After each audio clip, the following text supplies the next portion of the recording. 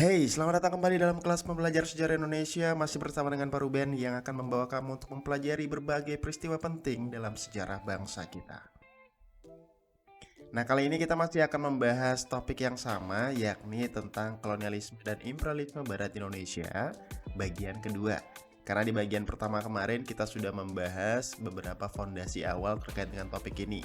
Mulai dari pengertian kolonialisme dan imperialisme, kemudian jenis-jenisnya, penyebabnya, dampaknya. Lalu kita juga sempat membahas tentang penjelajahan samudera serta faktor-faktor apa saja yang menyebabkan itu bisa terjadi, dan akibat dari penjelajahan samudera itu di mana gara-gara kegiatan penjelajahan samudera ini bangsa barat akhirnya berhasil menemukan kepulauan rempah-rempah Indonesia dan nanti berujung pada penjajahan, praktik kolonialisme dan imperialisme yang dilakukan oleh bangsa barat di Kepulauan Nusantara Indonesia. Nah, ini masih adalah topik yang kelima bagi kita, yakni kolonialisme dan imperialisme barat di Indonesia.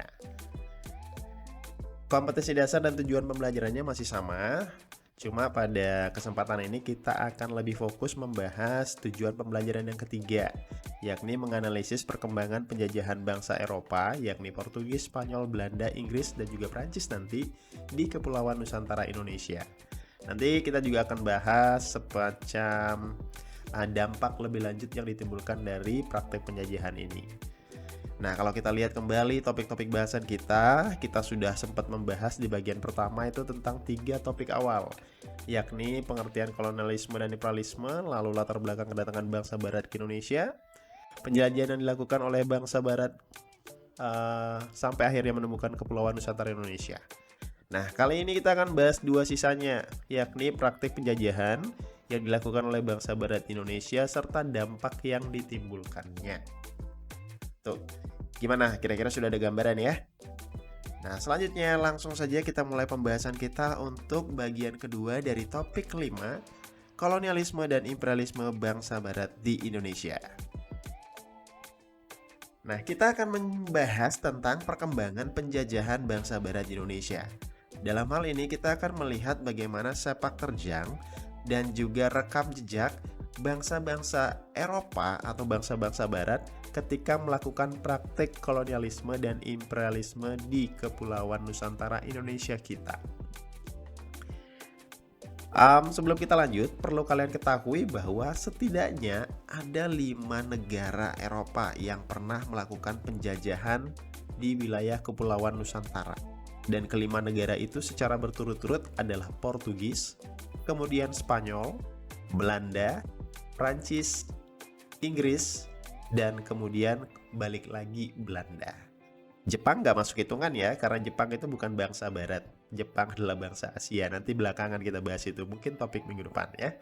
Nah, kita akan coba bahas satu persatu bagaimana perkembangan penjajahan bangsa barat di Indonesia ini mulai dari masing-masing negara itu.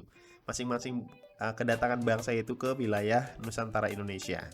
Kita akan mulai pertama-tama itu dengan Portugis, lalu Spanyol. Karena kedua bangsa ini yang menjadi pelopor penjelajahan samudera dan mereka pula yang pertama kali menemukan Kepulauan Nusantara Indonesia. Dan mereka pula yang pertama kali menerapkan praktik penjajahan alias kolonialisme dan imperialisme di Nusantara Indonesia. Kita akan pertama-tama sebelum bahas ya, di slide ini kamu bisa lihat bagaimana deret waktu dari penjajahan, perkembangan penjajahan yang dilakukan oleh bangsa barat di Nusantara Indonesia. Secara garis besar kita akan memulai melihat perkembangan itu dari penjajahan Portugis. Itu terjadi dari tahun 1509 sampai dengan 1595. Dan ini adalah penjajahan pertama yang dilakukan di Nusantara Indonesia. Portugis sendiri itu tidak menjajah semua wilayah Nusantara kita, tetapi mereka lebih berfokus pada daerah Maluku dan sekitarnya sebagai daerah penghasil utama rempah-rempah, karena memang tujuan awal mereka adalah mencari rempah-rempah dan menguasai perdagangan rempah-rempah secara monopoli. Lalu ketika Portugis datang, menyusul kedatangan bangsa Spanyol, yakni mereka sempat melakukan penjajahan di Nusantara Indonesia dari tahun 1521 sampai dengan 1692. Sama seperti Portugis, mereka nggak menjajah semua daerah Nusantara Indonesia, Mereka hanya sempat menjajah Minahasa dan Sulawesi Utara. Sempat datang ke Maluku, tapi mereka kemudian bersitegang dengan Portugis. Lalu mereka kemudian memilih berdamai, di mana Spanyol ya udah legowo gitu. Portugis tetap menguasai wilayah Maluku dan kemudian Spanyol lebih memilih untuk menguasai wilayah Filipina. Nah, setelah kedua bangsa pelopor penjelajahan samudra ini datang dan mampir ke wilayah Nusantara Indonesia, datanglah bangsa Eropa yang ketiga, yakni Belanda, yang kemudian berhasil memukul mundur Portugis dari Maluku. Lalu dimulai dari Ambon dan Maluku, Belanda ini berhasil meluaskan daerah-daerah kekuasaannya di Nusantara lewat membangun yang namanya sebuah perusahaan dagang yang kita kenal dengan nama VOC. VOC ini lalu nanti bisa menguasai beberapa daerah penting di sepanjang wilayah Nusantara Indonesia. Tapi sekali lagi, VOC pun walaupun selama 200 tahun berhasil menjajah dan menguasai perdagangan di Indonesia, mereka nggak sampai menguasai semua atau seluruh wilayah Nusantara kita. Nah, ada waktunya ketika VOC mengalami kebangkrutan dan akhirnya dibubarkan pada tahun 1800.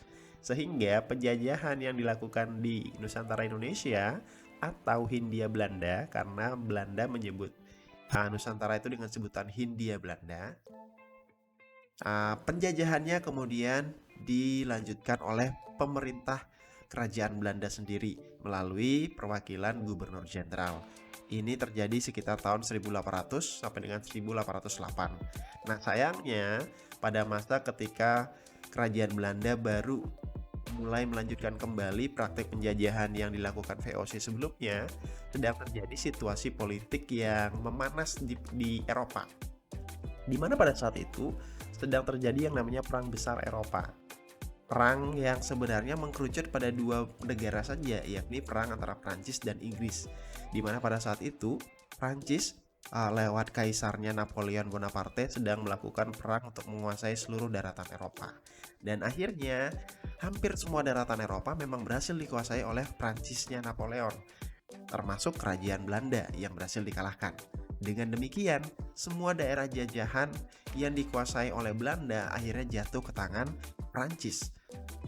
Dan dengan kata lain, Nusantara Hindia Belanda yang sebelumnya adalah milik Belanda otomatis jatuh ke tangan Prancis. Sehingga secara langsung maupun tidak, Indonesia juga pernah dijajah oleh Prancis, walaupun cuma selama 3 tahun lamanya. Itu terjadi sekitar tahun 1808 sampai dengan tahun 1811. Ini adalah masa yang dikenal sebagai masa Republik Bata, di mana Hindia Belanda saat itu dipimpin oleh Gubernur Jenderal Herman Willem Dantos. Nah, karena peperangan di Eropa antara Prancis dan Inggris ini masih berlanjut, sehingga masih terjadi nih bentrok antara dua negara besar ini. Prancis sebagai negara daratan yang terkuat di Eropa melawan Inggris sebagai negara kepulauan yang terkuat di Eropa, bahkan dunia, karena Inggris memiliki armada laut terbesar dan terkuat saat itu. Nah, dengan bekal armada lautnya yang luar biasa hebat itu, akhirnya Inggris berhasil mengepung Nusantara, khususnya Jawa. Dan lewat sebuah pertempuran yang sepertinya berat sebelah, Inggris akhirnya berhasil memenangkan pertempuran itu dan menguasai Jawa serta Nusantara alias Hindia Belanda lewat peran Gubernur Jenderal, Letnan Gubernur Jenderal Thomas Stamford Raffles. Inggris dalam sejarah kita berhasil menguasai wilayah Hindia Belanda itu sekitar 5 tahun lamanya, yakni dari tahun 1811 sampai dengan 1816. Jadi kita juga pernah dijajah oleh Prancis, kita juga pernah dijajah oleh Inggris, walaupun dalam rentan waktu yang tidak lebih dari sekedar 5 tahun lamanya. Namun gara-gara situasi politik yang terjadi di Eropa juga nih ya, karena waktu itu Prancis lama-lama mengalami kekalahan dan kemudian Inggris berhasil menang.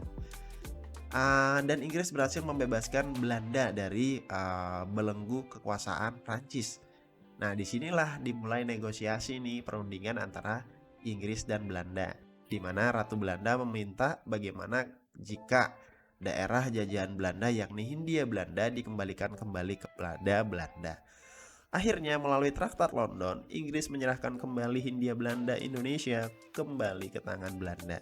Dan sejak saat itu, yakni tahun 1816, sampai dengan nanti tahun 1942, kita, Nusantara Indonesia alias Hindia Belanda, kembali dijajah sepenuhnya oleh Belanda. Tapi ingat ya, baik Prancis, Inggris maupun Belanda itu menjajah wilayah Indonesia tidak sampai ke semua wilayah Nusantara kita dijajah. Karena pada saat itu masih ada kerajaan-kerajaan lokal yang melakukan perlawanan dan pertempuran. Dan kalau misalnya berhasil dikalahkan, baru deh wilayahnya dikuasai. Sebagai informasi, kalau kita menjadikan patokan kapan Belanda bisa menguasai seluruh wilayah Nusantara Indonesia, maka kita bisa menyebut angka tahun 1904, yakni angka tahun ketika kerajaan terakhir yang bisa ditaklukkan oleh Belanda, yakni Aceh, berhasil dikalahkan. Sebelum itu adalah kerajaan Bali juga di sekitar awal tahun 1900-an. Sehingga dari sana, dan ketika kita melihat kondisi perkembangan penjajahan bangsa Barat di Indonesia, maka sekali lagi tidak tepat ungkapan atau pernyataan bahwa Indonesia dijajah oleh Belanda selama 3,5 abad lamanya, alias 350 tahun.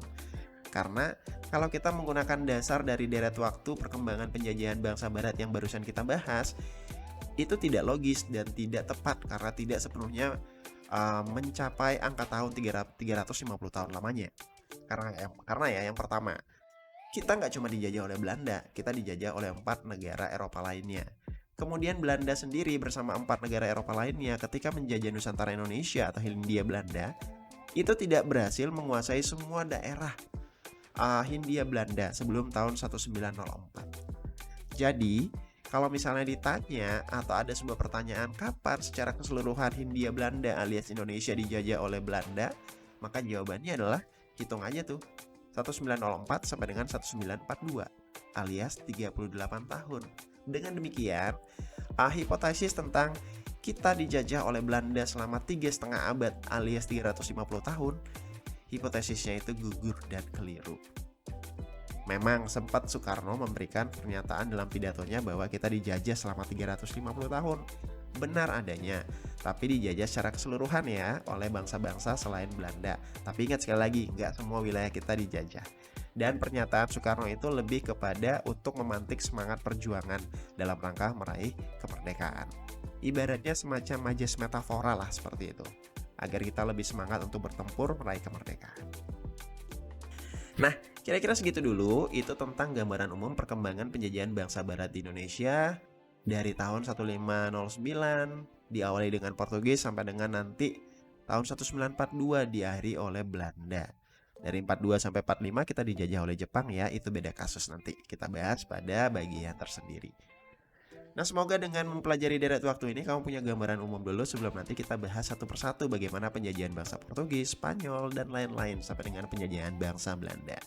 So, kita lanjut dulu ke slide berikutnya.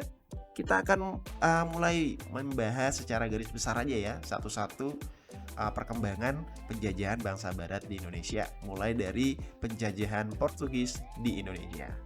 Ini terjadi sekitar 1509 sampai dengan 1595. Artinya ya Portugis eksis di wilayah Nusantara Indonesia selama kurun waktu itu. Nah, sebagaimana kita bahas pada bagian sebelumnya, bagian pertama, Portugis ini kan datang dalam rangka pelayaran samudera mencari daerah penghasil rempah-rempah, yang mana daerah penghasil rempah-rempah itu adalah Nusantara, khususnya Maluku. Dan finally mereka berhasil sampai lewat ekspedisi yang diutus oleh Alfonso de Albuquerque lalu dipimpin oleh Francisco Serrao. Mereka akhirnya tiba di Kepulauan Maluku. Nah, terang saja mereka berhasil menemukan surganya rempah-rempah dan mereka pun kemudian berhasrat bagaimana bisa menguasai dan memonopoli perdagangan rempah-rempah ini. Akhirnya, ya mereka mulai menggunakan cara-cara yang bersifat intimidasi dan menunjukkan perangah atau peringai bahwa mereka pengen berkuasa dan menguasai semua perdagangan rempah-rempah sehingga keuntungannya menjadi melimpah. Nah, pada saat itu ketika Portugis datang di Indonesia, kita akan ketemu juga Spanyol juga akhirnya datang beberapa tahun kemudian ke wilayah Maluku. Sehingga terjadilah persaingan dagang antara dua bangsa pelopor penjelajahan samudera ini. Kebetulan juga di Maluku saat itu sedang eksis dua kerajaan besar, yakni Ternate dan Tidore. Akhirnya, kita lanjut ya. Akhirnya Kedua negara Eropa ini memilih untuk memanfaatkan perseteruan Ternate dan Tidore sebagai bagian dari persaingan dagang mereka, di mana Portugis kemudian bekerja sama dengan kerajaan Ternate dan Spanyol bekerja sama dengan Tidore. Tetapi syukurnya nih dalam perkembangannya ya, singkat kata aja kita cerita, Ternate dan Tidore kemudian sadar dan mereka kemudian balah balik memukul mundur Portugis dan juga Spanyol. Namun sayang dalam perkembangannya kedua kerajaan ini akhirnya kalah. Lalu bagaimana dengan persaingan antara Portugis dan Spanyol? Ketika mendapati bahwa mereka terus bersaing untuk mendapatkan hegemoni kekuasaan di Maluku, akhirnya kedua negara ini memilih berdamai. Mereka melakukan perjanjian Saragossa yang menyatakan bahwa Spanyol menerima kenyataan bahwa Portugis lebih dulu datang di Maluku dan kemudian lebih berhak untuk menguasai, lebih berhak, padahal nggak berhak ya. Karena itu sebenarnya bukan wilayah mereka, penjajahan itu nggak boleh ya.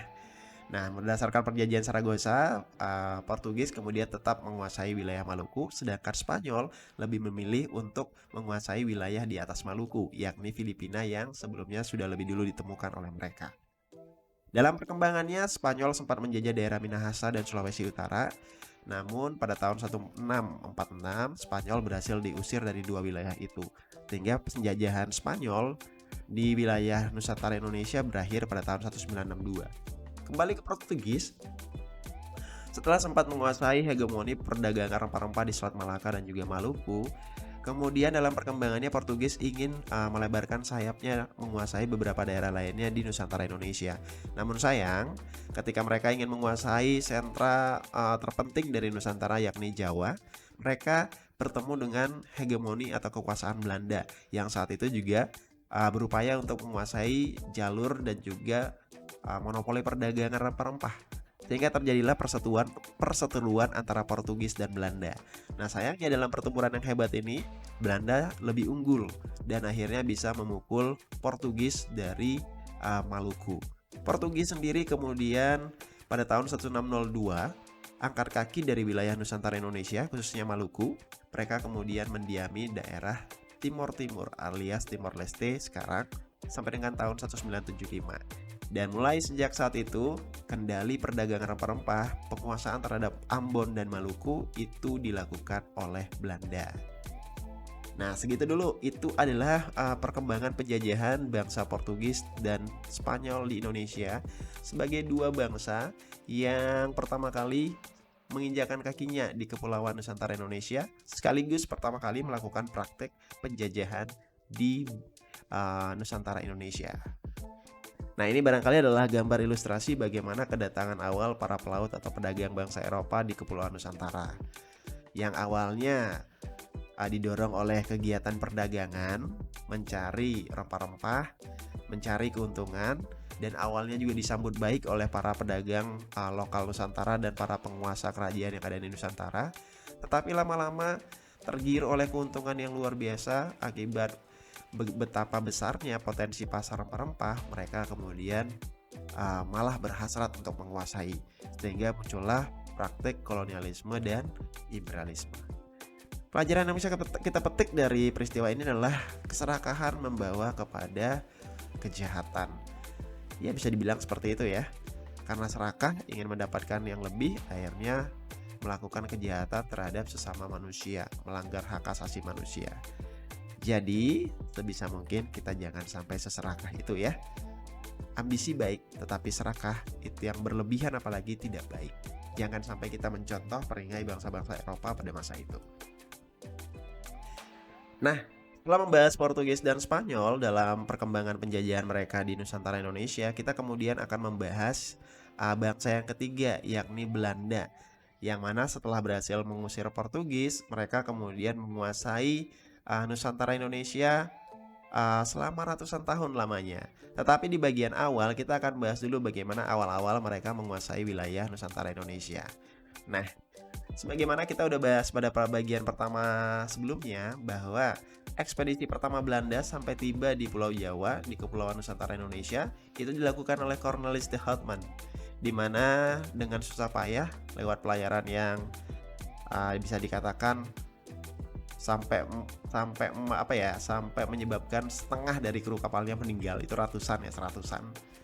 Akhirnya mereka sampai di Nusantara, sampai di Banten dan Bali, berhasil mengangkut rempah-rempah dalam jumlah yang sangat banyak kembali ke Eropa, kembali ke Belanda. Dan apa yang dilakukan oleh Cornelis de Houtman, pencapaiannya adalah sebuah prestasi yang luar biasa dan membukakan jalan bagi Belanda untuk bisa berdagang rempah-rempah di Nusantara Indonesia. Apalagi saat itu harga rempah-rempah itu mahal banget, bahkan menyaingi harga emas. Sehingga rempah-rempah di satu sisi juga disebut sebagai emas hitam tepatnya. Nah, setelah Cornelis de Houtman datang, menyusul kemudian jejak langkahnya, itu banyak sekali ada kapal-kapal dan perusahaan dagang Belanda yang menuju ke Kepulauan Nusantara. Mereka berdagang rempah-rempah, dan ketika mereka kembali ke Belanda, itu sekitar ada 60-an kapal deh. Hanya 5 tahun setelah Cornelis de Houtman sampai di Nusantara Indonesia.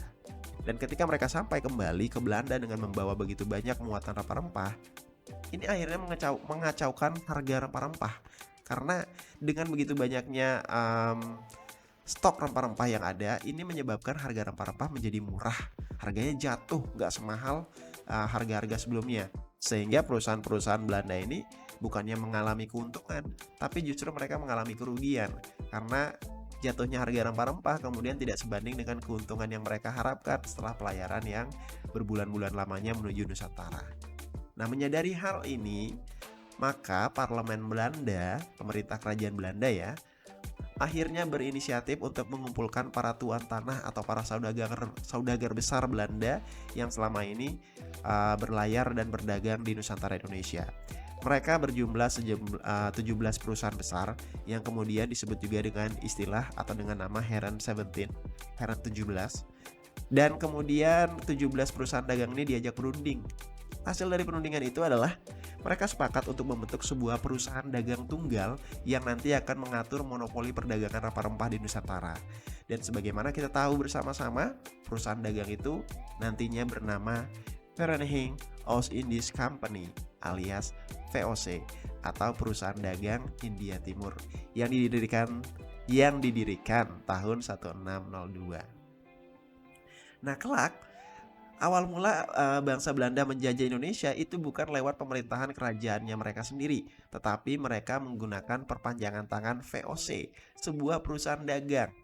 Jadi ibaratnya VOC itu kayak ya Coca-Cola lah, kayak McD, kayak Starbucks. Kemudian kalau di lokal itu ya kayak mie sedap dan sejenisnya. Jadi dia sebuah perusahaan dagang yang kemudian dijadikan sebagai alat atau media oleh pemerintah kerajaan Belanda untuk memonopoli perdagangan rempah-rempah sekaligus melakukan penjajahan di Nusantara.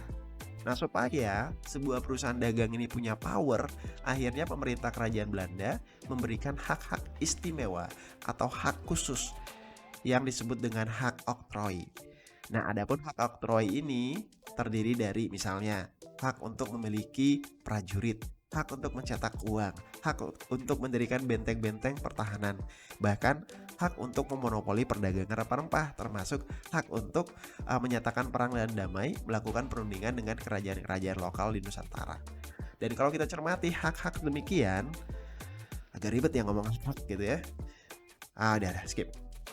Nah, kalau kita cermati ya hak-hak yang dimiliki oleh VOC barusan, itu menjadikan VOC yang awalnya sebuah perusahaan dagang itu memiliki peran layaknya sebuah negara. Sehingga ada ungkapan VOC itu ibarat negara di dalam sebuah negara. VOC adalah negara di dalam negara yang namanya Kerajaan Belanda. Nah, dalam perkembangannya VOC berhasil menjadi sebuah perusahaan dagang terbesar di dunia. Bahkan konon ya, VOC adalah perusahaan terkaya di dunia bahkan sampai hari ini kalau kita menghitung jumlah aset yang pernah dibuat atau dimiliki oleh VOC. Selama hampir 200 tahun lamanya VOC berkuasa, VOC berhasil menjadikan Belanda sebagai kerajaan besar di Eropa, bahkan kerajaan dengan pusat perdagangan di Eropa dan dunia. Walaupun awalnya Belanda ini adalah sebuah kerajaan kecil yang masih kalah saing dengan Portugal alias Portugis dan Spanyol. Intinya, bukan cuma rempah-rempah. Penjajahan VOC di Indonesia berhasil memberikan mereka banyak keuntungan dari segi penguasaan sumber daya alam lainnya, termasuk menguasai sumber daya manusia yang ada di Indonesia. Namun sayang dalam perkembangannya VOC akhirnya dinyatakan bangkrut lalu dibubarkan. Hal ini disebabkan oleh beberapa praktek penyelewengan yang dilakukan oleh para pegawai VOC. Misalnya maraknya kasus korupsi, lalu memang profil anggota VOC yang sebenarnya tidak terlalu bagus karena asal kamu tahu ya, kebanyakan pegawai VOC, pegawai rendahannya ya, dari menengah ke bawah itu tidak diseleksi secara khusus, tetapi hanya direkrut berdasarkan sumpah setia saja. Mengingat pada saat itu tidak banyak orang Belanda yang mau mengadu nasib menuju ke Nusantara atau Hindia Belanda lalu kerja dengan VOC, sehingga kemudian orang-orang pemerintah kerajaan Belanda mencari cara bagaimana bisa mendapatkan pegawai VOC. Lalu mereka merekrut orang-orang semacam narapidana, bahkan pengangguran, kemudian bahkan orang-orang kriminal yang bisa disumpah setia. Dasarnya cuma sumpah setia aja, lalu kamu udah bisa menjadi pegawai VOC. Jadi kalau kita melihat latar belakang sebagian besar pegawai VOC seperti itu, ya wajar kalau kemudian banyak terjadi tindakan-tindakan yang tidak sesuai dengan hak asasi manusia yang dilakukan oleh para pegawai VOC. Bukan cuma kepada bangsa Indonesia, termasuk kepada perusahaan VOC sendiri dengan melakukan korupsi maupun penyelewengan lainnya, sehingga keuangan VOC menjadi gak sehat. Akhirnya bangkrut deh. Sebuah perusahaan yang bahkan bisa melebihi East Indies Company-nya atau EEC-nya Inggris, kemudian akhirnya bangkrut. VOC kemudian dibubarkan tahun 1602, dan dari sana kita juga bisa mengambil hikmah bahwa yang menjajah Indonesia ini ternyata orang-orang dengan profil semacam itu ya. Ya wajar kalau kemudian kita juga punya peringkai yang mirip-mirip dengan para anggota VOC, melakukan korupsi dan lain sebagainya. Ya itu terjadi ya di negara kita seperti saat ini. Itu ya sepak terjang VOC menjajah wilayah Hindia Belanda Nusantara Indonesia dari tahun 1602 sampai dengan 1800. Ibaratnya 198 tahun kita genapin jadi 200 tahun aja ya. Nah ini ilustrasi lambang VOC, kapal-kapal VOC yang mengarungi samudra sampai kepada wilayah kepulauan Nusantara Indonesia, menguasai kita selama sekitar 200 tahun lamanya, dan berhasil meraih keuntungan yang sangat besar menjadikan VOC sebagai perusahaan dagang terkaya saat itu, bahkan sampai hari ini. Dan ini adalah beberapa gambar ilustrasi dari para gubernur jenderal VOC yang familiar atau lebih populer ya. Mulai dari Peter Both yang merupakan gubernur jenderal VOC pertama, ini Peter Both ya. Kemudian di sebelahnya itu ada Jean Peterson Koen yang merupakan gubernur jenderal yang kedua. Ini masih zaman VOC. Lalu ketika VOC sudah runtuh alias bangkrut, peran dari penjajahan di Indonesia masih tetap dipegang oleh seorang gubernur jenderal. Nanti kita akan ketemu Herman Willem Daendels yang mana merupakan perwakilan dari Kekaisaran Prancis menguasai Indonesia. Sempat digantikan juga oleh Thomas Stamford Raffles, yakni ini adalah masa di mana Inggris menguasai Indonesia. Kemudian Van der Capellen ketika dia berkuasa itu ketika wilayah Nusantara Indonesia sudah dikembalikan kembali kepada Belanda. Jadi Van der Capellen bisa dikatakan sebagai gubernur jenderal Hindia Belanda yang pertama ya. Lalu ada juga Johannes van den Bosch. Ini terkenal karena dialah yang mencetuskan ide tentang pelaksanaan kulturstelsel yang kelak lebih dikenal dengan istilah sistem tanam paksa. Ini adalah beberapa ilustrasi perkembangan penjajahan VOC pada saat itu, di mana pada dua gambar di atas kita bisa melihat bagaimana suasana kota Batavia. Batavia alias Betawi alias Jakarta, yakni sebuah kota yang dibangun oleh VOC setelah memenangkan perang melawan Fatahillah. Awalnya bernama Jayakarta lalu dibuat menjadi Batavia. Orang Jakarta sendiri mengenalnya dengan istilah Betawi. Ini kemudian menjadi ibu kota VOC di Hindia Belanda, yang awalnya ibu kota VOC itu adanya di Ambon, tetapi kemudian mereka melihat bahwa sentranya Nusantara ini ada di Jawa, lalu mereka didirikanlah nih kota Batavia alias VOC, yang pada saat itu sudah sangat ramai. Lalu kita juga bisa melihat bagaimana beberapa kegiatan atau ilustrasi hal-hal yang dilakukan oleh penjajah bangsa barat di Indonesia, termasuk ada juga beragam perlawanan yang dilakukan oleh kerajaan-kerajaan lokal terhadap VOC karena mereka tidak ingin dikuasai atau tidak ingin dirugikan karena praktik monopoli yang dilakukan oleh VOC. Namun sayang, oleh karena berbagai sebab, mulai dari peralatan yang kurang canggih, kemudian teknologi persenjataan yang masih kalah dengan para tentara VOC, strategi perang, kemudian adanya politik divide et impera, perjuangan yang masih bersifat kedaerahan dan tersegmentasi atau terpisah-pisah, dan masih banyak lagi. Akhirnya perlawanan-perlawanan kerajaan lokal, baik itu melawan VOC maupun Belanda ke depannya, itu lebih sering menemui kegagalan. Sehingga ketika sebuah kerajaan lokal dikuasai, maka semakin bertambah pula wilayah kekuasaannya VOC maupun Belanda. Nah, itu dia tadi kita udah membahas tentang perkembangan penjajahan VOC mewakili Belanda. Ingat, pada 200 tahun awal Belanda berkuasa, mereka tidak menguasai wilayah Indonesia atas nama kerajaan Belanda, tetapi menggunakan VOC, sebuah perusahaan dagang, untuk berkuasa di Hindia Belanda alias Nusantara Indonesia.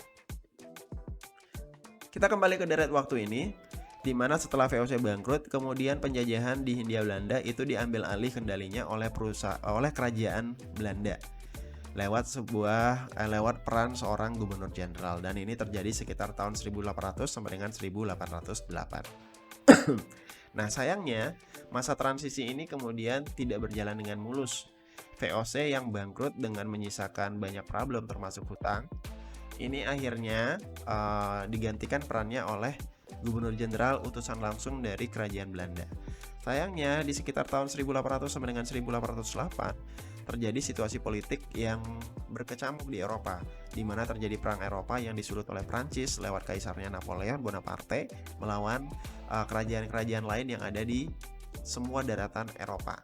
Jadi Prancis ini mau menguasai semua daratan Eropa.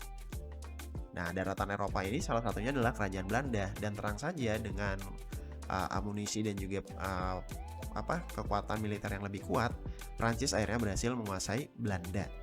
Nah, dengan demikian, maka daerah jajahan Belanda yang ada di berbagai penjuru dunia juga jatuh ke tangan Prancis. Dalam hal ini, Prancis melalui Napoleon Bonaparte mengutus adiknya sendiri, yakni Louis Napoleon, untuk menjadi raja penguasa di kerajaan Belanda. Nah, oleh Louis Napoleon ditunjuklah seorang Belanda yang kemudian berkhianat pada bangsanya sendiri.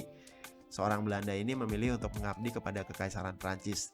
Dia kemudian diberikan jabatan sebagai gubernur jenderal di Hindia Belanda, dan orang Belanda ini adalah Herman Willem Daendels.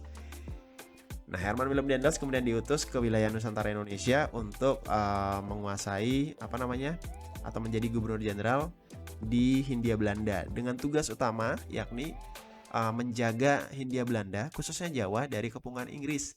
Karena Inggris, yakni negara atau kerajaan kepulauan terbesar di Eropa saat itu, menjadi satu-satunya pesaing utama Prancis dalam perang di Eropa.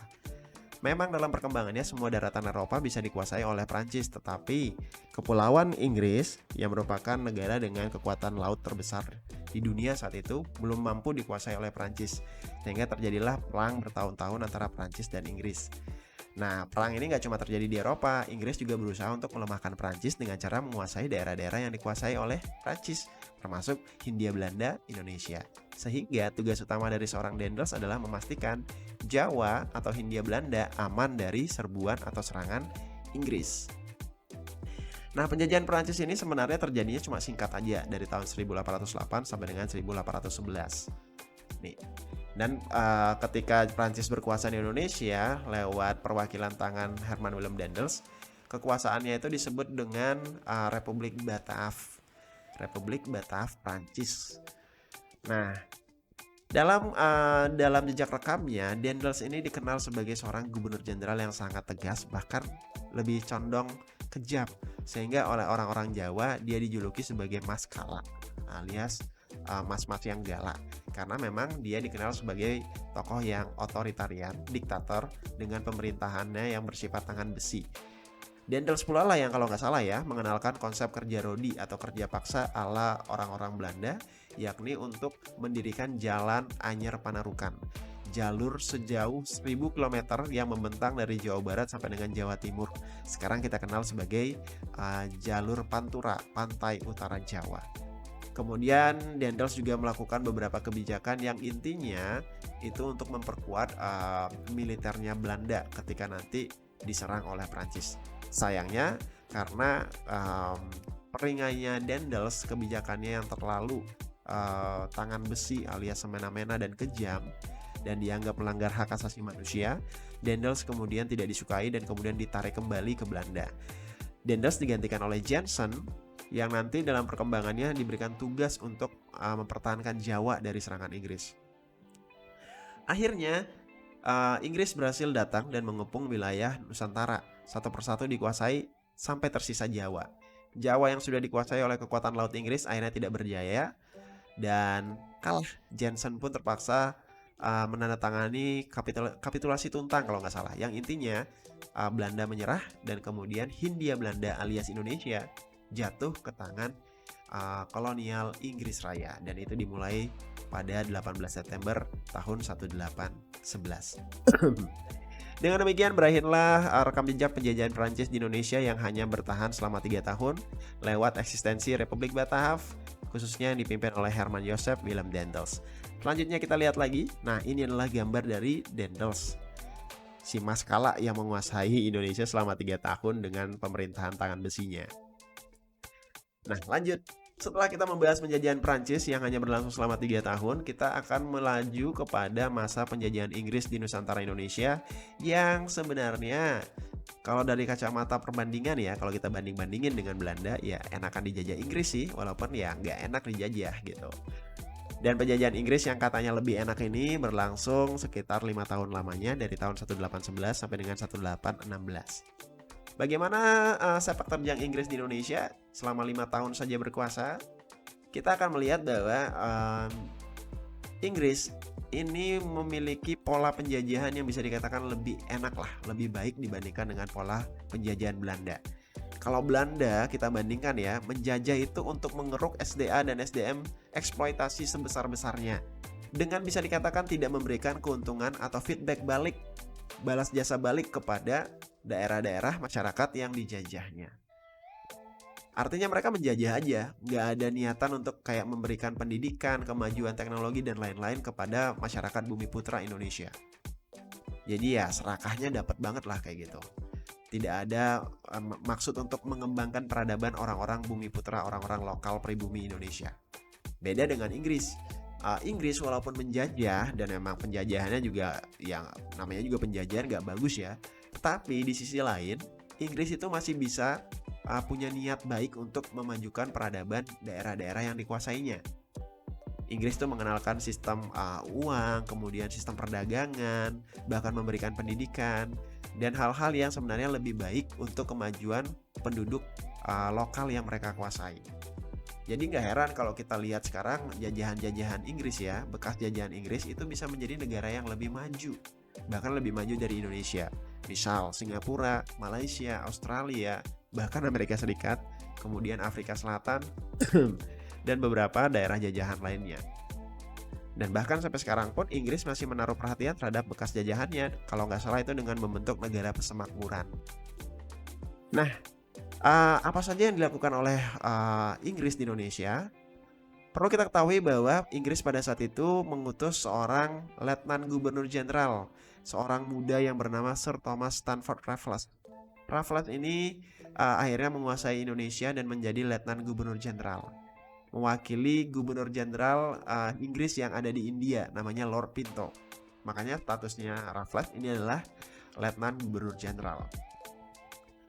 Raffles sendiri adalah seorang yang humanis, artinya seseorang yang sangat berpegang teguh pada kemanusiaan, sehingga tidak heran kebijakan-kebijakannya ini lebih manusiawi dibandingkan dengan kebijakannya si Daendels sebelumnya, atau kebijakan Belanda sebelumnya. Kemudian Raffles juga seorang yang aktif meneliti, penulis, dan juga seorang yang sangat menyukai budaya serta ilmu pengetahuan. Sehingga ketika Raffles berkuasa, banyak hal yang dilakukan oleh Raffles di Indonesia, di mana kebijakan-kebijakannya ini secara umum bisa kita nilai sebagai kebijakan yang bersifat lebih positif. Misalnya, Raffles ini menghapus monopoli perdagangan, kemudian menghapus juga praktek perbudakan yang sebelumnya dilakukan oleh Belanda lewat kerja rodi, lewat si Mas Kala Herman Willem Daendels itu. Kemudian Raffles juga membagi Indonesia menjadi 16 karesidenan sehingga secara tata administrasi lebih terstruktur. Secara pribadi, Raffles juga melakukan banyak penemuan besar. Ya. Nah, penemuan besar itu misalnya Raffles menemukan bunga bangkai, bunga terbesar di dunia yang kita kenal sebagai Rafflesia arnoldi. Raffles juga yang merintis dibentuknya kebun raya Bogor. Kemudian Raffles juga yang menemukan puing-puing dari Candi Borobudur yang kemudian dipugar dan kemudian berhasil kita nikmati kemegahannya sampai hari ini. Raffles juga mengenalkan sistem mata uang kepada orang-orang Indonesia, sistem sewa tanah, di mana tanah-tanah orang-orang Indonesia itu disewa gitu, sehingga mereka juga bisa mendapatkan penghasilan. Tapi sayangnya karena penjajahan Belanda sebelumnya yang tidak banyak memberikan perkembangan bagi rakyat Indonesia, sistem-sistem bagus yang diterapkan oleh Raffles ini banyak yang menemui kegagalan. Misalnya sistem sewa tanah dan juga sistem pengenalan uang dalam perdagangan. Lebih lanjut, pemerintahan Raffles kemudian tidak berlangsung lama karena ini dipengaruhi oleh situasi perang yang terjadi di Eropa. Ingat ya, kata kuncinya apa yang terjadi di Indonesia adalah akibat dari apa yang terjadi di Eropa sana pada waktu itu. Nah, di Eropa sendiri itu perang antara Inggris dan Prancis masih berlanjut, di mana terjadi turning point atau titik balik. Prancis mulai sering mengalami kekalahan termasuk di daratan yang merupakan basic kekuasaannya, dan Inggris sering mengalami kemenangan. Akhirnya Inggris berhasil mengusir Prancis dari Belanda, membebaskan Belanda dari kekuasaan Prancis. Itu terjadi di tahun 1814. Nah, karena mendapatkan ibaratnya mereka nih friends ya antara si Prancis dan Belanda sendiri ketika dikuasai oleh Prancis itu penguasanya meminta suaka atau perlindungan di kerajaan Inggris. Nah, ketika Prancis berhasil diusir oleh Inggris dari tanah Belanda, nih Ratu Belanda yang berada di Inggris ini kemudian mengadakan perundingan dengan Inggris yang menghasilkan sebuah kesepakatan yang diberi nama Konferensi London. Intinya, Belanda meminta kembali, boleh nggak nih daerah jajahan saya, the one and only Nusantara, Indonesia, Hindia Belanda, dikembalikan lagi kepada saya.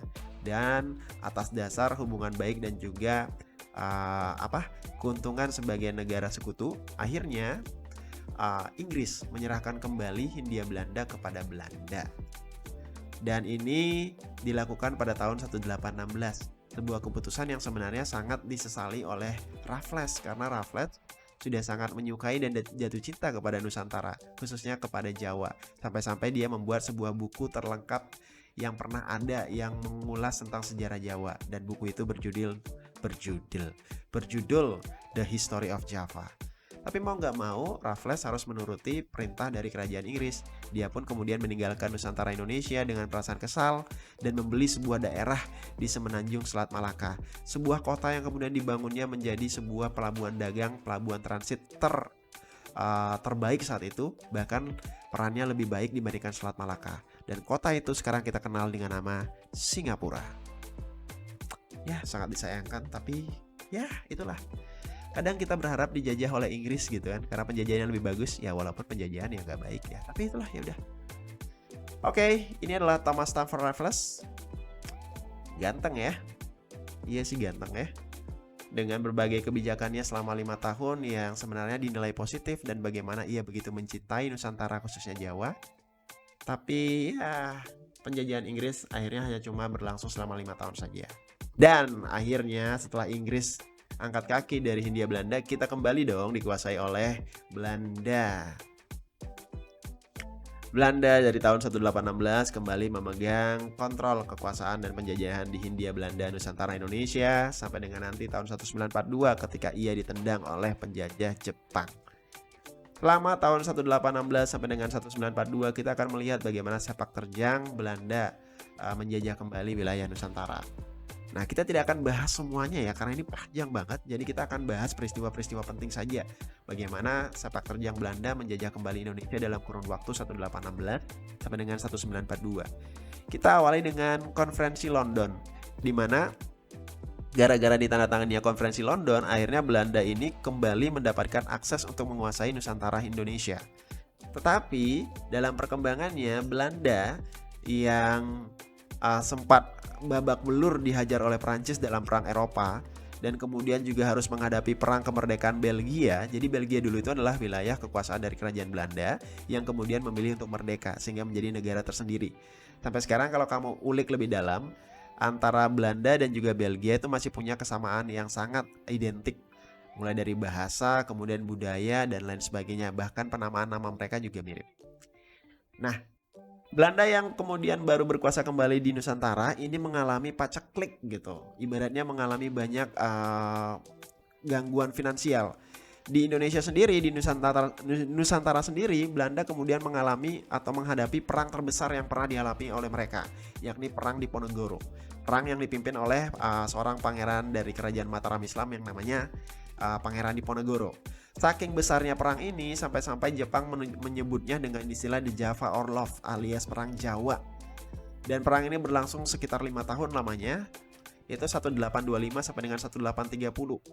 Saking besarnya efek dari perang Diponegoro, Belanda ini menghabiskan banyak sekali biaya perang yang justru merugikan dan membuat keuangan Belanda menjadi kosong. Akhirnya dengan tipu muslihat, Belanda akhirnya bisa lebih tepatnya menangkap Pangeran Diponegoro dan kemudian mengasingkannya sampai kemudian Pangeran Diponegoro wafat di Makassar. Berakhirnya Perang Diponegoro ini ibaratnya memberikan kedamaian tersendiri bagi orang-orang Belanda di Indonesia karena perlawanan terbesar ini akhirnya bisa ditaklukkan. Tetapi efek dari terjadinya perang besar di Eropa, perang kemerdekaan Belgia dan juga Perang Diponegoro menyebabkan kas keuangan negara Belanda, nggak cuma yang di Indonesia ya, tapi semuanya secara keseluruhan kerajaan Belanda itu kasnya kosong, bahkan dililit oleh utang yang jumlahnya sangat besar. Akhirnya mereka berpikir keras bagaimana caranya bisa keluar dari krisis keuangan ini. Gimana caranya bisa nambah kas yang kosong dan membayar utang. Lalu mereka memanfaatkan yang namanya wilayah kekuasaan mereka, Nusantara Hindia Belanda, sebagai media untuk mendapatkan keuntungan. Atas usul seseorang yang bernama Johannes van den Bosch, maka dilakukanlah sebuah kebijakan yang nantinya bisa menyelamatkan Belanda dari lubang nestapa ini. Di mana Van den Bosch ini mengusulkan dilakukannya yang namanya sistem tanam atau Kulturstelsel, yakni kebijakan berupa penanaman tanaman-tanaman yang menghasilkan produk yang laku di pasaran ekspor dunia. Itu misalnya nanam vanili, kopi, kemudian anggur, kemudian lada, kemudian cabai, dan tanaman-tanaman lainnya yang laku di pasaran Eropa. Nah, kebijakan Kulturstelsel ini menjadikan Van den Bosch kemudian ditunjuk sebagai gubernur jenderal, dan terang saja melalui Kulturstelsel ini Belanda mendapatkan keuntungan yang luar biasa. Keuntungan yang kemudian menjadikan Belanda sebagai negara yang sangat kaya di Eropa. Mereka berhasil melunasi hutang-hutang mereka, kas negara mereka bahkan menjadi surplus. Dan kemudian hasil dari sistem tanam Kulturstelsel ini membuat Belanda kembali menjadi negara besar. Pelabuhan-pelabuhannya menjadi kota-kota perdagangan utama di di Eropa sana. Hanya saja Kulturstelsel dalam pelaksanaannya ini banyak diselewengkan. Kita kalau lihat aturan Kulturstelsel itu sebenarnya positif kok, baik kok, tidak merugikan orang-orang Indonesia dan petani Indonesia secara keseluruhan. Tetapi dalam prakteknya banyak terjadi penyelewengan atau pelanggaran terhadap aturan-aturan itu. Sehingga masyarakat Nusantara Indonesia lebih mengenal Kulturstelsel itu dengan sebutan sistem tanam paksa. Nah, kalau kita mau telusuri lebih lanjut ya, sebenarnya yang menyebabkan penyelewengan aturan itu tidak lain dan tidak bukan adalah orang-orang penguasa Indonesia sendiri. Dengan kata lain, bangsa kita yang udah melarat dijajah kembali oleh penguasa lokal kita yang haus akan kekuasaan dan juga mata duitan lewat melakukan praktek korupsi, kultur prosentan dan lain sebagainya. Cuma kita nggak akan bahas ini secara mendetail ya. Intinya kita akan bahas perkembangan penjajahan Belanda secara umum saja, di mana ketika mereka berkuasa kembali dengan pilotnya mereka, krisis finansialnya mereka, kemudian lewat sistem tanam paksa alias Kulturstelsel mereka bisa mendapatkan kembali keseimbangan keuangan, bahkan menjadi negara yang sangat maju. Nah, keberhasilan Belanda lewat sistem tanam paksa ini menyebabkan terjadinya beberapa intrik di kerajaan Belanda. Sebab pada saat itu sekitar abad ke-18 tahun 1800 itu di Eropa sedang terjadi yang namanya revolusi industri. Revolusi industri yang terjadi di Inggris ini memberikan semacam gairah untuk tumbuhnya industrialisasi. Dan pada saat itu juga sedang berkembang paham-paham modern semacam liberalisme, kemudian demokrasi, dan juga kapitalisme. Ada juga paham humanisme.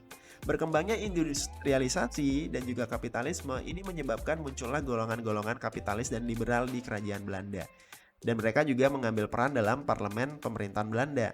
Akhirnya mereka memberikan kritik, harusnya tanah jajahan di Hindia Belanda yang potensial itu tidak cuma bisa memberikan akses kegiatan perdagangan kepada kerajaan Belanda saja. Artinya keuntungannya harusnya nggak cuma kerajaan Belanda yang mengambil alih secara monopoli, tetapi orang-orang atau golongan-golongan investor kaum liberal itu juga harusnya diizinkan dong untuk kemudian melakukan kegiatan ekonomi di tanah jajahan Hindia Belanda. Sehingga perjuangan kaum liberal ini menyuarakan petisi akhirnya disetujui oleh kerajaan Belanda. Sejak saat itu, kegiatan ekonomi di Hindia Belanda nggak cuma dilakukan sepenuhnya oleh kerajaan Belanda, tetapi Nusantara, Hindia Belanda, Indonesia kemudian mulai dibuka untuk kegiatan-kegiatan investasi dan penanaman modal yang dilakukan oleh para investor, para kaum kapitalis dan juga para golongan liberal. Gak cuma dibuka untuk orang Belanda saja, tetapi juga dibuka untuk orang-orang Eropa lainnya. Nah, kebijakan membuka tanah jajahan Hindia Belanda sebagai tempat terbuka untuk penanaman modal dan juga kegiatan ekonomi, inilah yang kemudian dikenal sebagai politik pintu terbuka. Yang mana akibatnya ini bisa dikatakan lebih parah dibandingkan dengan sistem tanam paksa. Kalau sebelum zaman politik pintu terbuka, itu Indonesia dijajah dengan menggunakan pakem atau pola imperialisme kuno. Nah, ketika politik pintu terbuka dilakukan, pola yang dilakukan dalam menjajah wilayah Indonesia itu adalah imperialisme modern, di mana mereka cuma tidak bersemboyan pada semangat 3G saja, Gold, Glory, Gospel, tetapi mereka juga bertujuan menjadikan tanah jajahan alias Hindia Belanda ini sebagai tempat untuk mencari atau mengeruk sumber daya alam, bahan mentah, dan lain-lain, termasuk sumber daya manusia. Sehingga manusia-manusia Indonesia, rakyat Indonesia, Hindia Belanda, itu juga dimanfaatkan dan dieksploitasi semaksimal mungkin untuk bisa menghasilkan keuntungan sebesar mungkin. Lalu ketika sudah berhasil menghasilkan barang-barang produksi, barang mentah yang kemudian mereka ubah menjadi barang jadi, itu kemudian dipasarkan juga di Indonesia atau wilayah tanah jajahan. Sehingga circle-nya itu lebih luas gitu. Circle penjajahannya lebih luas. Dalam artian, ketika politik pintu terbuka dilakukan, rakyat kita di Hindia Belanda Indonesia tidak hanya dijajah oleh pemerintah kolonial Belanda, tetapi juga dijajah oleh para investor, para kaum liberalis, dan para kaum kapitalis yang ibaratnya seperti lintah darat, menyerap, kemudian menghisap darah-darah dan juga menghisap sumber daya alam kita, menghisap sumber daya manusia dan rakyat kita untuk mendapatkan keuntungan yang sebesar-besarnya. Sehingga bisa kita simpulkan bahwa sebenarnya politik pintu terbuka dengan imperialisme modernnya ini lebih kejam dan lebih parah aspeknya dalam berbagai bidang terhadap perkembangan masyarakat di Hindia Belanda. Ya, kira-kira seperti itu. Ya, sampai di politik pintu terbuka. Selanjutnya kita akan bahas yang namanya politik etis. Nah, politik etis ini disebutnya juga dengan apa ya? Politik etis ya. Politik etis ini kalau kita dengar kata etis, ini berarti kan etika ya. Ada sopan santun atau semacam mannernya. Kenapa bisa dikatakan politik etis? Karena pada masa itu juga berkembang yang namanya paham humanisme, di mana orang-orang mulai menaruh perhatian yang besar terhadap praktek hak asasi manusia. Dan orang-orang humanis ini kemudian tergabung dalam komunitas humanisme. Di Belanda pun orang-orang humanisme atau kaum humanis ini tumbuh memiliki komunitas tersendiri. Mereka kemudian mulai menaruh perhatian terhadap rakyat Indonesia yang mengalami penjajahan.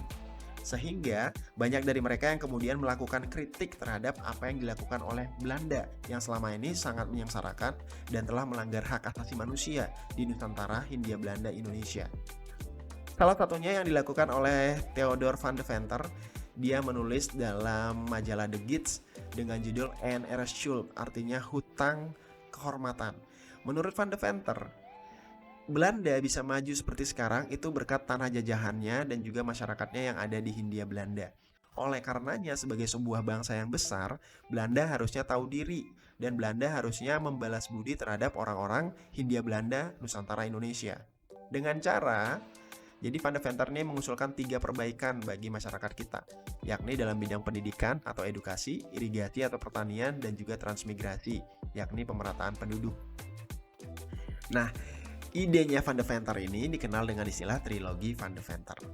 Sebenarnya nggak cuma Van Deventer, kaum humanis yang melakukan kritik terhadap penjajahan Belanda di Indonesia.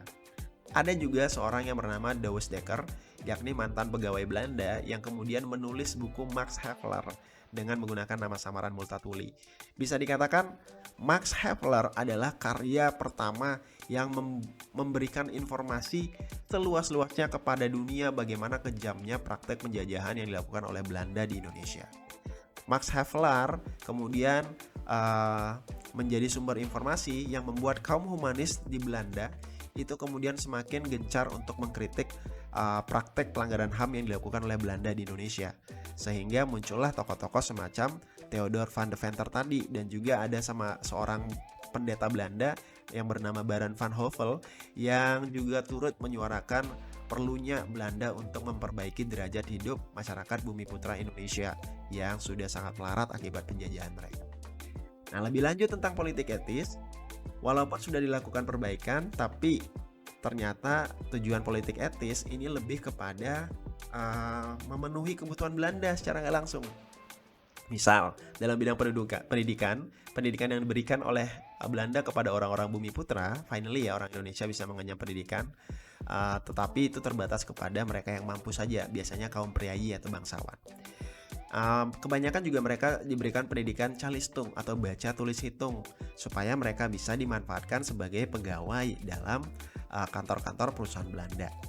Jadi keterbatasan pegawai itu mereka ambilnya lewat orang-orang pribumi Indonesia yang sudah diberikan pendidikan. Kemudian irigasi dan pertanian itu juga lebih kepada membangun saluran irigasi dalam rangka memperbaiki atau meningkatkan hasil perkebunan-perkebunan Belanda. Transmigrasi atau pemerataan penduduk juga sama. Orang-orang di Jawa yang sudah penuh dibawa ke Sumatera, dibawa ke Kalimantan, tetapi lebih banyak juga dijadikan sebagai pegawai-pegawai dalam kantor-kantor Belanda maupun pekerja-pekerja dalam perkebunan Belanda. Jadi di satu sisi, ide yang baik dari Theodor van Deventer lewat trilogi Van Deventer yang sebenarnya ditujukan demi kebaikan masyarakat pribumi Nusantara, ini kemudian diselewengkan, dibelokkan arahnya dalam rangka memenuhi kebutuhan pemerintah kolonial Belanda. Ya walaupun demikian, namanya penjajahan ya emang seperti itu. Tetapi ada satu hikmah yang bisa kita ambil. Karena dengan diberikannya akses pendidikan atau edukasi, akhirnya banyak orang-orang muda Indonesia, Bumi Putra Indonesia, yang mendapatkan pengetahuan dan pendidikan. Cakrawalanya terbuka, mereka kemudian punya pandangan-pandangan baru, bahkan banyak dari mereka yang bisa melanjutkan pendidikan tinggi sampai ke Eropa, ke Belanda, dan beberapa negara lainnya. Orang-orang muda Indonesia hasil dari pendidikan politik etis inilah yang kemudian menjadi golongan intelektual, golongan terpelajar, golongan cendekiawan. Mereka inilah yang kemudian punya kesadaran nasional untuk pertama kalinya. Karena sudah dibukakan cakrawala ilmu pengetahuannya, mereka kemudian sadar bahwa praktik penjajahan yang selama ini dialami oleh bangsanya adalah sebuah pelanggaran HAM berat, adalah sebuah kemelaratan yang harus segera disudahi. Mereka-mereka inilah yang nanti akan mengambil alih estafet kontrol perjuangan bangsa kita untuk mencapai kemerdekaan. Mereka-mereka inilah kaum terpelajar, kaum cendekiawan, kaum intelektual yang nanti akan mengemas perjuangan bangsa kita menjadi cara-cara yang lebih modern, yakni lewat sebuah organisasi pergerakan nasional. Yang mana topik tentang organisasi pergerakan nasional ini akan kita bahas pada topik selanjutnya.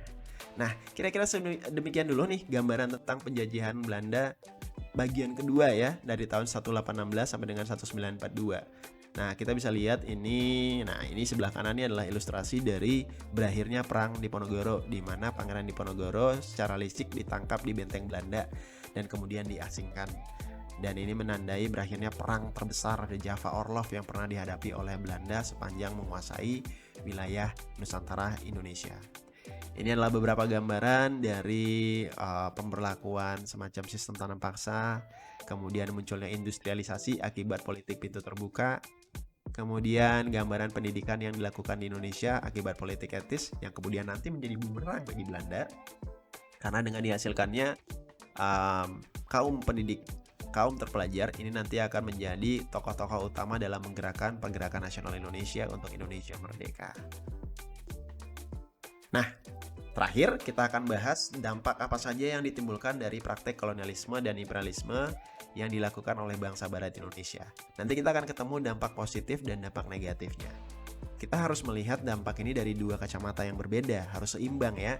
Walaupun yang namanya penjajahan itu nggak baik, tetapi pasti juga menghasilkan beberapa hal yang baik. Sehingga ada dampak positifnya, ada dampak negatifnya. Pertama-tama kita lihat dari dampak positif. Di sini paling nggak ada 7 poin. Yang pertama, karena penjajahan inilah nanti muncul nasionalisme bangsa, yang nanti kita akan lebih bahas secara khusus di topik pergerakan nasional Indonesia. Kemudian politik etis yang tadi kita bahas ini bermanfaat bagi perkembangan dan kemajuan pendidikan penduduk pribumi Indonesia. Dan ini nanti menjadi tulang punggung perjuangan kita mencapai kemerdekaan.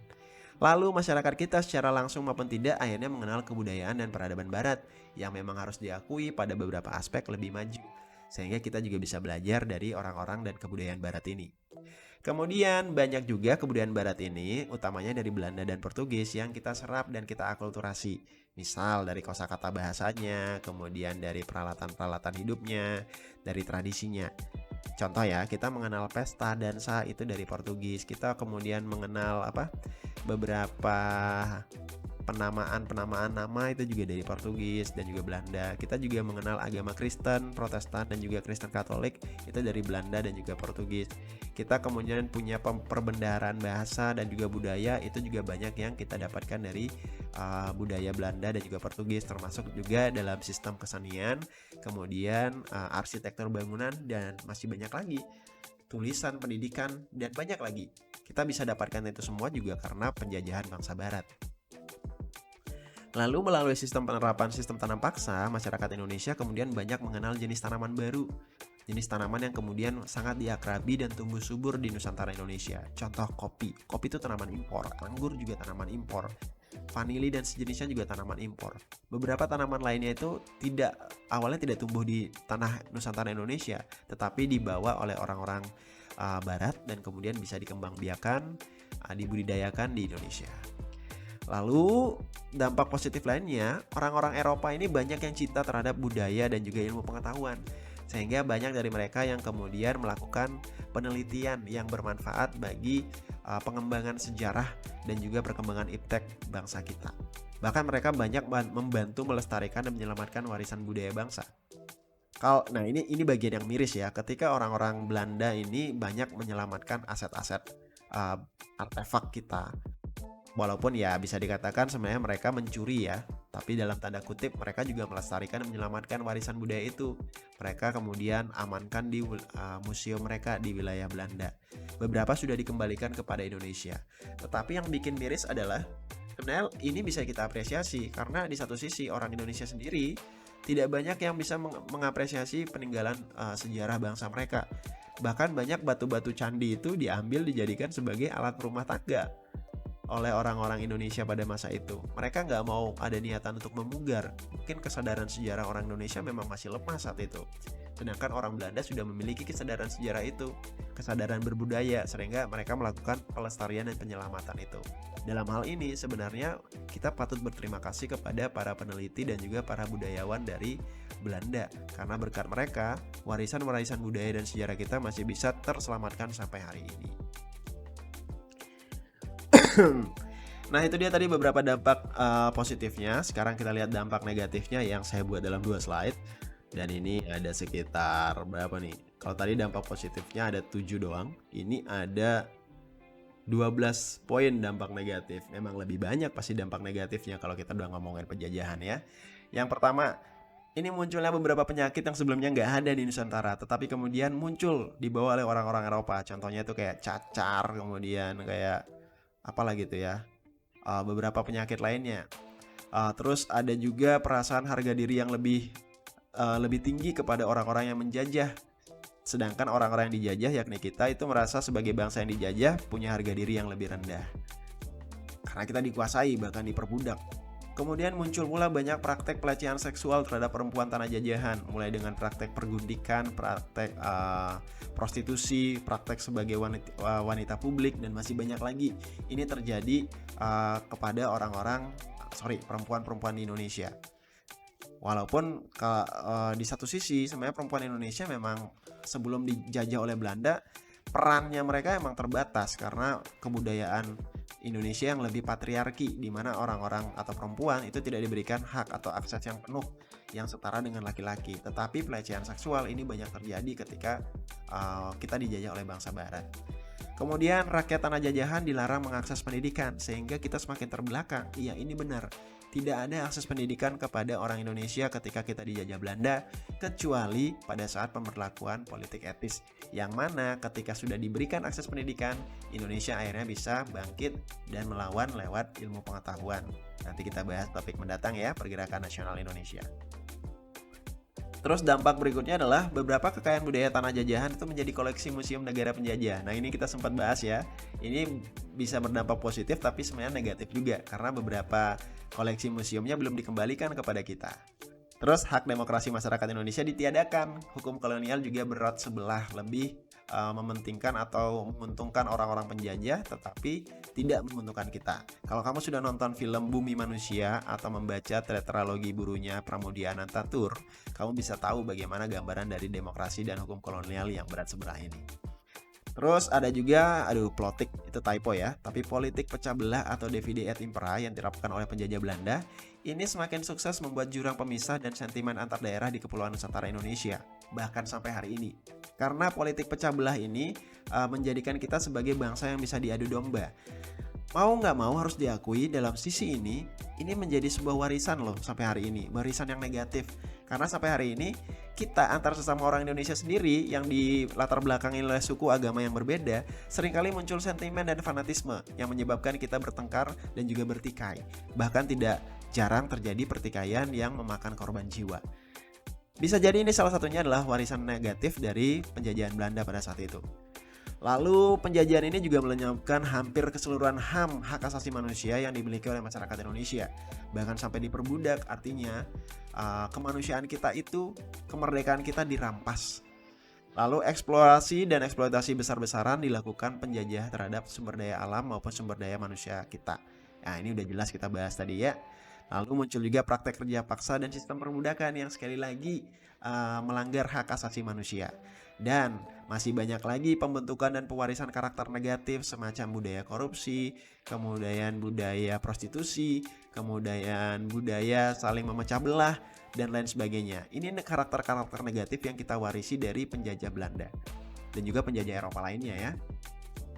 Kemudian kita juga yang pasti dampak negatifnya adalah kemelaratan dan penderitaan masyarakat yang bertubi-tubi akibat banyaknya praktek penjajahan yang dilakukan oleh bangsa barat di Indonesia, khususnya Belanda ya, karena Belanda paling lama menjajah kita.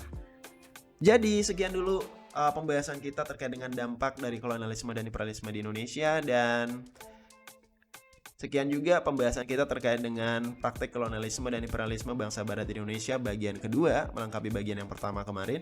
Dan semoga apa yang sudah disampaikan kepada kamu, walaupun cukup panjang ya, karena memang materi ini panjang sekali. Kita membahas 350 tahun hanya dalam 1 jam, itu pasti panjang.